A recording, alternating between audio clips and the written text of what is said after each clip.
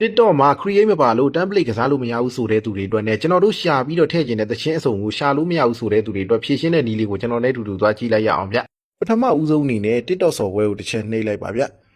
နှိပ်ပြီးသွားလို့ရှိရင်ကျွန်တော်တို့ပို့တင်မဲ့အပေါင်းလက္ခဏာကိုတစ်ချက်နှိပ်ကြည့်လိုက်ဒီနေရာမှာပေါ့နော်ပို့နေလိုက်ပဲပေါ့တယ်တချို့တွေဆိုလို့ရှိရင် like လုပ်မရသေးတဲ့လူတွေကပို့မယ်ပေါ့မယ် create မပေါ်ဘူး template မပေါ်ဘူးဆိုတဲ့သူတွေအတွက်ဖြည့်ရှင်းတဲ့နည်းနဲ့ပြီးတော့ကျွန်တော်တို့ဒီမှာ add sound ကိုနှိပ်လိုက်လို့ရှိရင်ဒီနေရာမှာကျွန်တော်တို့ရှာခြင်းတဲ့သချင်းတွေကြာမလားဒီမှာဆိုလို့ရှိရင် time သချင်းတွေနဲ့ channel သချင်းတွေပဲကြာလာတဲ့လူတွေအတွက်ပေါ့နော်သချင်းတွေအစုံရှာလို့ရအောင်လုပ်လို့ရတဲ့နည်းလေးကိုကျွန်တော်နဲ့အတူတူသွားကြည့်လိုက်ရအောင်ဗျပထမဦးဆုံးအနေနဲ့ကျွန်တော်ဒီထဲကနေပြီးပတ်တစ်ချက်ထွက်လိုက်ထွက်ပြီးတော့နောက်တစ်ချက်ထပ်ထွက်လိုက်